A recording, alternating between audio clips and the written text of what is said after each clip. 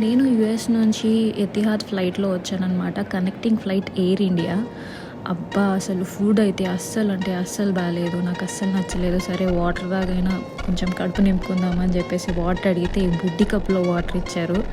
సరే ఏంటి దీనిపైన ఏదో రాసుంది అని చెప్పేసి చూస్తే ఈ 3 డైరెక్షన్స్‌లో రాసిన వాటిలో ఒకటి అబద్ధం అనమాట. అదేంటో మనం కనుక్కోవాలి. నాకైతే ఏంటి ఇది అనేది మాత్రం అర్థం కాలేదు. మీకేమైనా అర్థమైతే కామెంట్ సెక్షన్‌లో కామెంట్ చేయండి. అండ్ చికెన్ శాండ్విచ్ అస్సలు బాలేదు. దెన్ ఎతిహాద్‌లో వచ్చేసి యూఎస్ రీచ్ అయిపోయాననమాట. యూఎస్ రీచ్ అవ్వగానే ఫస్ట్ మనకి కస్టమ్ క్లియరెన్స్ ఉంటుంది. ఫ్లైట్‌లో దిగగానే ఒక బస్‌లో తీసుకెళ్తారనమాట. తీసుకెళ్ళి ఇక్కడ చూపిస్తున్న లైన్ కూడా మొత్తం కస్టమ్ క్లియరెన్స్ లైను. దగ్గర మనకి 2-3 అవర్స్ పడుతుంది కస్టమ్ క్లియరెన్స్‌లోనే.